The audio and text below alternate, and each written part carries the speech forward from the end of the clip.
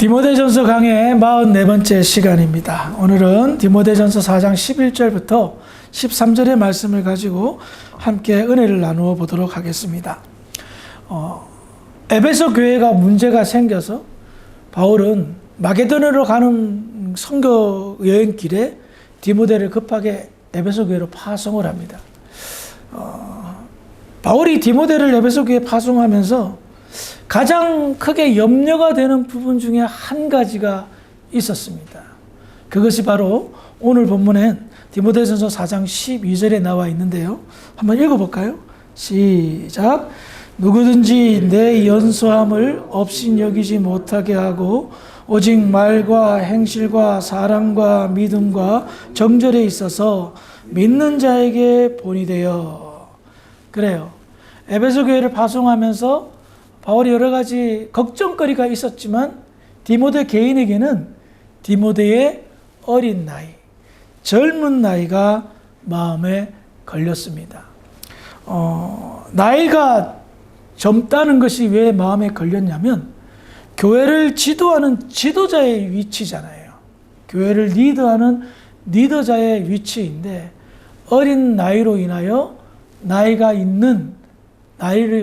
드신 분들이 잘 따라와 주지 않으면 어떨까라는 것입니다. 옛날이나 지금이나 나이가 어리면, 특별히 리더자의 위치가 있을 때에 나이가 어리면 약간은 좀 낮게 보는 경향이 있습니다. 그런데 기억하시기 바랍니다. 나이에 상관없이 하나님께서는 디모데를 교회의 영적 지도자로, 영적 권위자로 세우셨습니다. 그것은 사람이 세운 것이 아니고 하나님이 세우셨기 때문에 깨어있는 사람이라면 그 영적인 권위를 존중하고 그 지도를 따라야 됩니다. 그런데요, 문제가 없으면, 교회에 문제가 없으면 아무런 문제가 없습니다, 사실. 목회자가, 지도자가 나이가 어려도. 그런데 문제가 있는 교회는 그것이 걸림돌이 됐다는 거예요. 업신여기고. 왜냐하면 우리 문제를 해결해 줄 사람으로 생각하는데 이 젊은 사람이 자기의 의견을 안 따라준다면 어떻게 될까요? 나이도 젊은 사람이 말이야. 이렇게 해야 되는데 라고 말할 수 있다는 겁니다. 그런 문제가 초대교회에서도 있었다는 거예요. 한번 생각해 보세요.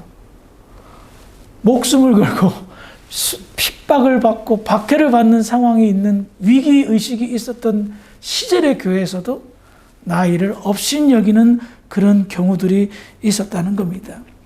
그래서 바울은 걱정을 좀 했던 모양입니다. 그래서 네가 젊은 것에 관해서 성도들이 업신여기지 않도록 주의하라 라고 말합니다. 그러면 그 업신여기지 않으려면, 업신여김을 당하지 않으려면 어떻게 해야 될까요? 다시 한번 디모데전서 4장 12절을 읽어볼까요? 한번 읽어보겠습니다. 12절 시작. 누구든지 내 연소함을 업신여기지 못하게 하고 오직 말과 행실과 사랑과 믿음과 정절에 있어서 믿는 자에게 본이 되어. 그래요. 바울이 디모데에게 너의 젊은 나이를 지도자로서의 어떤 권위를 막 사람들이 무너뜨리려고 할 때 그런 것보다는 네가 여기에 더 집중해야 된다. 첫 번째가 말과 행실. 말과 행실이 동시에 나오는데요. 이것은 무엇을 말합니까? 말하는 것하고 행동하는 것하고 일치 있게 하라라는 겁니다. 말은 많은데 행동으로 옮기지 않는다면, 그 말을 해놓고 그 말을 지키지 않는다면 어떻게 될까요? 지도자로서 신뢰할 수 없다는 겁니다. 그렇게 되면 나이가 많아도 업신여김을 당합니다. 나이가 어려도요, 말을 잘할 수 있습니다. 그렇죠? 말 똑부러지게 하는, 요즘 손주들 보면, 어린애들 보면 말 이렇게 잘해요. 요즘 애들은 말 잘해요. 그런데 어린아이의 특징은 말은 잘할 수 있으나 행동이 못 따라갈 때가 있거든요. 근데 바울은 그것을 얘기하는 겁니다. 말을 잘해라. 참 필요하다. 지혜롭게 말해라. 그런데 지혜롭게 말하는 그에 준하여 행동도 똑같이 해라. 말과 행동이 똑같은 사람, 기본이 되어 있다라고 말하는 겁니다. 여러분, 요즘 사는 세상이 왜 힘듭니까? 기본이 안 돼서 상식 없는 말과 행동을 하기 때문에 문제가 되는 겁니다. 여러분들이 대인관계를 할 때든가 아니면 사회생활을 할 때 말과 행동이 달라요. 그럼 그 사람은 어떻게 교제를 하고 어떻게 그 사람하고 친분관계를 유지할 수가 있겠어요? 신뢰할 수 있습니까? 아니죠. 우리가 원주민들 때문에 스트레스 받는 것 중에 하나가 뭐예요? 약속 시간 잘 안 지키는 거예요. 저는 그게 정말 싫거든요. 근데 꼭 기다리게 만들어. 그리고 뭐 약속을 했으면 와야 되는데 안 오는 거예요. 그럼 어떻게 해요? 또 화가 나고 스트레스 받고. 목사가 만약에 그런다고 생각하세요. 여러분들하고 약속했는데 이거 깜빡했습니다 하고 그래요. 한 번은 넘어가는데 두 번, 세 번 그러면 신뢰하겠어요? 우리 목사님 말은 믿을 수가 없어. 이러면 벌장 다 본 겁니다. 목사만 그래요? 교회 성도들 모두가 그렇습니다. 분명히 이렇게 말해서 정했으면 자기가 행동으로 옮겨야 되는데 안 해. 말만 많아. 그러면 신뢰하지 않습니다. 그러면 이미 벌써 관계에 금이 가고 선이 그어지는 겁니다. 그래서 바울은 네가 아무리 젊다 하나 말과 행동이 바르고 일치하면 사람들이 믿어준다, 신뢰한다 라고 말하는 겁니다. 두 번째로 사랑과 믿음과 정절에 있어서 본이 되어라 라고 말합니다. 세상의 지도력 생각해 보니까요, 세상의 지도력은 돈과 권세에서 옵니다. 돈과 권세는 뗄래야 뗄 수 없어요. 그래서 늘 세상의 지도자가 문제가 되는 것들을 끄집어내 보면 돈 문제, 권력형 비리 문제입니다. 그러면 교회의 지도력은 어디에서 나올까요? 교회의 지도력도 돈과 권세에서 나올까요? 그럴 거면 하나님께서 목회자를 엄청나게 부유하게 하고 권력을 주겠죠. 그렇지 않아요. 성경은 분명히 말하고 있습니다. 교회의 지도력은 사랑과 믿음에서 나오는 겁니다. 믿음이 없으면 사랑을 실천할 수가 없습니다. 사랑이 없으면 믿음이 있는 사람이라 말할 수 없습니다. 만약에 교회의 지도자가 돈이 있어요, 권력이 있어요, 리더십이 있어요. 그런데 사랑이 없어요. 믿음이 없어요. 세상적인 리더십을 발휘합니다. 그래서 뭐 으쌰으쌰하고 뭐 재밌고 그래요. 그런데 사랑이 없어요. 믿음이 없어요. 그럼 어떻게 될까요? 당장은 표가 나지 않습니다. 근데 세월이 지나면요, 성도들의 심령에 공허함이 생깁니다. 아닌 것 같은데. 믿음이 안 자라니까 멈추게 되는 거예요. 여러분, 가랑비나 이슬비를 맞으면 비 맞은 것 같지 않은데 오래 걷다 보면 나중에 다 젖어 있죠. 그와 같은 겁니다. 하나님의 말씀으로 믿음과 사랑의 본을 보면서 잘 가르치면 여러분들이 심령이 가랑비 맞듯이 은혜를 맞게 되고 하나님의 말씀에 깨달음이 오게 되고 그 깨달음이 조금씩 나를 변화시켜 어느새 나도 모르게 속이 든든하네. 영적으로 든든해지는 겁니다. 공허함이 있을 수 없어요. 그 공허함이라 내가 교회 왜 다녀야 되지 하는 거예요. 주일날 차라리 놀지 뭐. 골프나 치러 가지. 그런 공허함과 갈등을 일으키지 않고 말씀에 대한 사모함, 사랑에 대한 헌신을 고민합니다. 지금 나의 이 상황 속에서 나는 어떻게 더 헌신하고 더 봉사하고 더 수고하고 더 사랑을 나눌까? 왜요? 믿음이 생기면요, 내게 베풀어 주신 하나님의 은혜에 눈이 떠집니다. 당연하죠. 그러므로 인하여 하나님께 감사하고 그 감사함을 어떻게 마음으로 표현할까 궁리하게 됩니다. 표현이 좀 그렇지만 고민하게 됩니다. 사도 바울이 디모데에게 그 말을 하는 겁니다. 네가 나이가 어리다고 업신여김 받을 수 있도록 그렇게 쉽게 사람들이 대하지 못하게 해라. 그래, 말과 행동을 똑같이 해라. 그리고 사랑과 믿음과 정절의 본을 보여라. 그러면 사람들이 너를 따라줄 것이다. 특별히 정절이라는 말은 뭐냐? 순결한 양심을 지키는 거예요. 여러분, 목사들 중에서도요, 양심이 불량한 사람들이 많아요. 저도요, 사실은요, 이 양심에 걸릴까 말까 갈등할 때가 있어요. 왜 그런지 아세요? 조금만 내 양심을 숨겨버리면 내가 편하거든. 근데 양심을 내가 지키면 불편할 때도 있어요. 힘들 때도 있어요. 세상이 그만큼 악하더라고요. 저도 그런데 여러분은 어떡하겠어요? 얼마나 많겠습니까? 여러분들이 양심을 조금만 시커멓게 만들면 얼마나 편해요. 네? 여러분들이 양심을 조금만 더럽게 만들면 얼마나 좋아요. 손해보는 거 없고 갈등할 거 없고. 그런데 오랜 신앙생활 하면서 양심이 더럽혀짐에도 불구하고 갈등조차 하지 않는 사람들이 있다는 거예요. 이거는 참 심각하죠. 순결한 양심 지키는 거 디모데에게 주문하고 있어요. 저는 이 말씀을 보면서 정말 도전을 받았어요. 도덕적으로, 윤리적으로 철저하게 깨끗한 순결을 유지하라. 세상이 그만큼 더럽기 때문입니다. 그런데 목회자가, 교회의 지도자가 조금만 순결한 양심을 지키지 못하고 양심이 더러운 것이 발각된다면, 들킨다면 어떻게 될까요? 리더십을 상실하게 됩니다. 그것은 말과 행동이 다르다는 것의 증거이고 사랑과 믿음이 결여됐다는 것의 증거입니다. 그래서 정절의 본을 보이라는 겁니다. 세상에 살다 보면 손해볼 것도 있다. 희생당할 것도 있다. 그러나 믿음의 사람이라면 양심을 지켜라 라는 것입니다.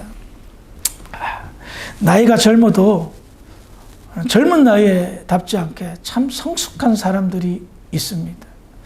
말과 행동에 그 모든 모습에 참 듬직한 사람들이 있습니다. 그런 사람, 이렇게 삶에 지나온 발자취를 이렇게 살펴보면 신앙교육을 참 잘 받은 사람입니다. 디모데후서 1장 5절의 말씀입니다. 제가 읽어드릴게요. 이는 내 속에 거짓이 없는 믿음이 있음을 생각함이라. 이 믿음은 먼저 내 외조모 로이스와 내 어머니 유니게 속에 있더니 내 속에도 있는 줄을 확신하노라.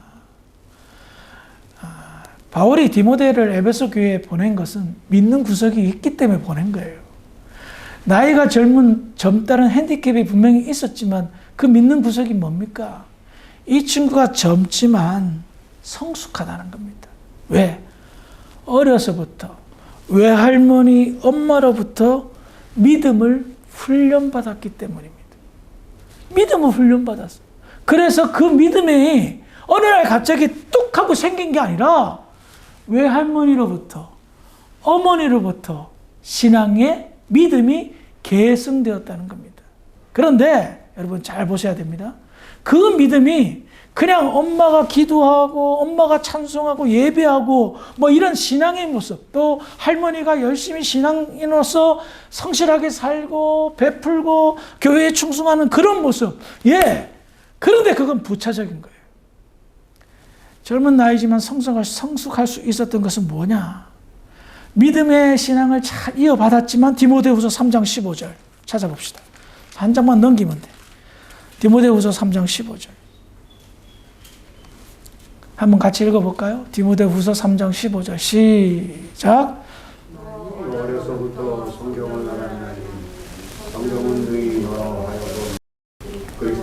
그리스도 안에 있는 믿음으로 말미암아 구원의 지혜가 있게 하니. 아멘. 그래요. 디모데가 어려서부터 무엇을 알았다고요? 성경을 알았다라는 거예요. 그러니 디모데가 가지고 있는 젊음에도 불구하고 영적인 리더십과 지도력을 갖출 수 있었던 가장 큰 근간은 어려서부터 신앙 훈련을 받았는데 그것이 말씀을 중심으로 받았다는 거예요. 그래서 외조모, 외할머니나 엄마로부터 믿음을 전수받았을 때 그 믿음은 그냥 어떤 맹목적인 믿음이 아닌 겁니다. 너 예수 잘 믿어야 된다. 주일날 빠지면 안 된다. 저 어릴 때는 주일날 뭐 먹을 거 사 먹으면 안 된다. 뭐 이런 그런 맹목적인 믿음이 아니었던 겁니다. 성경을 중심으로 말씀을 중심으로 가르치고 믿음의 본을 보여주고 믿음으로 산 모습을 보여준 것이 디모데에게 영적 내공을 갖추는 그런 결과가 되었던 겁니다.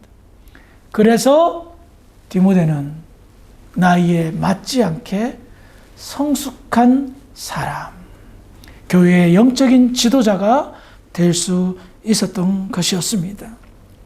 하나님을 경외하는 믿음의 가정에서 말씀을 중심으로 교육을 받는다. 이 얼마나 큰 축복이 아닐 수 없습니다.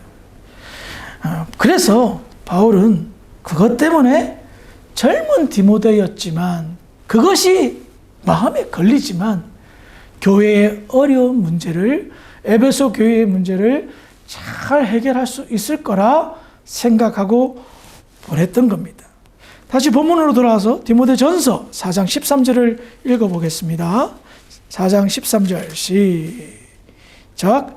내가 이를 때까지 읽는 것과 권하는 것과 가르치는 것에 전념하라. 자, 디모데가 연수함을 업신여기지 못하게 하고 오직 말과 행실과 사랑과 믿음과 정절에 있어서 모든 교회 성도들에게 본을 보여라. 그런데 내가 에베소 교회 다시 방문할 때까지 너가 노력하고 수고해야 될 것이 한 가지 더 있다라는 겁니다. 그게 뭡니까? 읽는 것에 집중하라. 읽는 것을 최선을 다하라. 이게 뭡니까? 공부하라는 겁니다. 공부하라는 겁니다. 제가 목사가 되기 전에 신학교에 다니면서 이렇게 공부를 했으면 내가 서울대학교에 들어갔을 텐데 하는 생각을 가져본 적이 있었습니다. 신학대학교 4학년, 솔직히 좀 썰렁썰렁 다닌 건 사실이에요. 그러지만 신대원 3학년을 다니면서 머리에 쥐가 나도록 공부를 했습니다. 면학 분위기가 중요한 것 같아요. 저희 모교가 공부를 안 하면 이상한 학교인 것처럼 면학 분위기가 좋았습니다. 놀기 좋아하는 제가 공부한다고 참 고생을 많이 했습니다. 그런데요, 7년이나 공부했습니다. 공부하면서 전도사 고시를 보았고요. 공부한 모든 전 과목을 다 시험 쳐서 하나라도 떨어지면 합격하지 못하는 강도사 고시를 죽으라고 공부해서 합격을 했습니다. 감사하게도 전 떨어지지 않았어요. 그리고 목사 고시를 보고 합격을 했습니다. 한 번도 떨어져 본 적이 없습니다. 물론 전도사 고시나 목사 고시는 좀 비중이 약하지만 그럼에도 불구하고 고시를 3번이나 패스했습니다. 목사가 되었습니다. 안수를 받았습니다. 그러면 공부하는 것이 끝날까라고 생각했습니다. 그런데 한 목사 안수 받기까지 제가 한 9년 정도를 공부했는데요. 그 공부하는 것이 공부를 끝내는 것이 아니었습니다. 어떻게 공부하는 것을 배우는 공부였습니다. 성경을 어떻게 해석하고 성경을 어떻게 풀이하며 성경을 어떻게 잘 전하는, 아무리 잘 해석하고 풀이해도 잘 전달하지 못하면 꽝이잖아요. 이거를 공부한 거였습니다. 그럼 어떡합니까? 열심히 부지런히 성경을 해석하는 거예요. 어쩔 때는요, 강단에 올라가기 전에 마지막으로 제가 한 설교 내용을 싹 읽어보다가 급하게 수정할 때도 있습니다. 그 정도로 성경을 풀이하고 해석하고 전하는 것은 쉬운 일이 아닐 때가 참 많습니다. 이 나이 먹도록 머리가 다 벗겨졌는데도 여전히 저는 오늘 아침에도 3시간을 책상에 앉아서 성경을 연구했습니다. 그러니 평생 해야 될 거 아닙니까? 그러니까 바울은 이미 이 디모데를 훈련시키면서 읽는 것과 권하는 것과 가르치는 것에 전념하라. 너 진짜 공부 많이 해야 된다는 겁니다. 공부하지 않고 내가 가진 지식이 없는데 어떻게 성경을 제대로 해석하고 성도들을 가르칠 수 있냐 말입니다. 진짜 많이 못 배운 사람들 그저 그냥 잘 공부하지 않아가지고 성경을 자기 멋대로 해석하는 거 볼 때마다 가슴이 철렁 내려앉을 때가 많고, 그런 영상을 유튜브를 통해서 볼 때마다 어이구 어떡하나 할 때도 종종 있습니다. 저는요 지금도 내 실력이 이 정도밖에 못 되는구나. 정말 박사학위를 공부해도 박사를 받아도 아직도 공부할 것이 많다는 것을 교수님들로부터 들었을 때 그 말이 뼈저리게 공감이 됩니다. 왜 그럴까요? 목사의 권위는 말씀의 권위가 있기 때문입니다. 목사와 장로가 가장 다른 점 중에 하나가 그것이 말씀을 가르치는 것에 가장 큰 차이가 있습니다.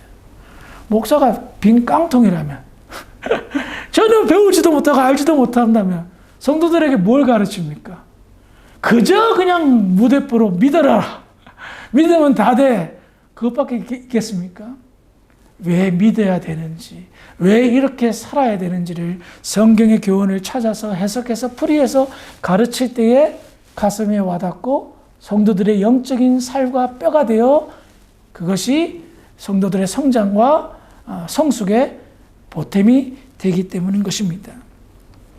영적인 권위는 하루아침에 생기지가 않더라고요. 하나님이 세우신 권위는 분명하고 명백합니다. 나이가 어리다고 업신여긴다면 그 업신여김이 자기에게로 돌아오게 될 것입니다. 왜냐하면 하나님이 세운 권위이기 때문입니다. 그러나 하나님이 세운 권위자도 늘 긴장하고 깨어 있어야 됩니다. 하나님이 세웠기에 마음 편하게 놓고 하는 것이 아니라 더 긴장해서 자기의 삶을 바르게 하고 말과 행동이 일치하면 또 열심히 연구하고 공부해서 하나님의 말씀을 잘 가르쳐 더 영적인 권위가 세워지고 그 권위를 하나님으로부터 부여받고 성도들에게 인정받게 될 때에 그 교회는 돌아가는 교회가 될 것입니다. 돌아가는 교회가 된다는 말은 무엇을 말합니까? 성장을 말합니다. 성숙을 말합니다. 하나님은 그런 교회를 원하시고 계시다는 겁니다. 제가 더 말씀을 깊이 연구하고 기도에 전념할 수 있도록 우리 중직자들은 그렇게 부름을 받으셨습니다. 영적인 권위가 더 잘 세워질 수 있도록 저도 노력하고 우리도 노력해야 될 것입니다. 아르헨티나에 많은 중직자들이 있는데 특별히 우리 교회 모든 중직자들은 이와 같이 나이가 드셨든 안 드셨든지 간에 하나님이 세우신 중직자의 영적인 권위가 세워졌으면 좋겠습니다. 오늘 드린 이 말씀은 목회자인 디모데에게 하는 말뿐만 아니라 오고 오는 모든 성도들에게 하신 말씀입니다. 성도가 세상에서 무슨 권위를 드러낼 수 있겠습니까? 바로 영적인 권위를 드러낼 때에 그 영적인 권위가 복음의 씨앗이 되고 능력이 되어 하나님을 알지 못하고 예수를 믿지 않는 사람들에게 마음을 열게 하는 훌륭한 모습으로 나아가게 될 줄 믿으시기 바랍니다. 오늘보다 내일, 작년보다 올해, 올해보다 내년 더 성숙해지는 복된 저와 여러분들이 되기를 주의 이름으로 축원합니다. 기도하시겠습니다. 하나님, 은혜를 감사합니다. 바울의 디모데를 향한 그 권면은 하나님의 마음인 것 같습니다. 정말 하나님의 교회를 세우기 위해 우리가 서로가 서로를 잘 돌아보게 하시고 하나님의 백성답게 영적인 지도자답게 바로 서 있는지 자신의 현재 위치를 두루 잘 살펴서 하나님께 영광을 돌리고 성도들에게는 유익이 되며 이를 통하여 복음의 열매가 맺혀지는 아름다운 계기가 될 수 있도록 도와주시옵소서. 우리 주사랑교회 오늘보다 내일이, 올해보다는 내년이 더 풍성한 교회가 되기를 간절히 소망하옵고 우리를 구원하신 예수님 이름으로 감사하며 기도합니다. 아멘.